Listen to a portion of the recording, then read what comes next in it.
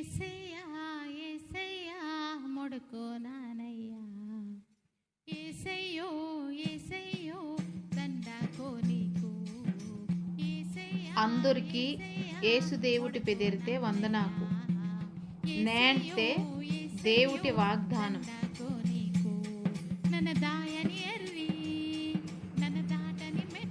దేవుడితే దూత ఓనికి వేడి నిమ్మ బలమత్త మనిస్తిని నీకు నన్న తోడు మంచి నడిపిస్తాను.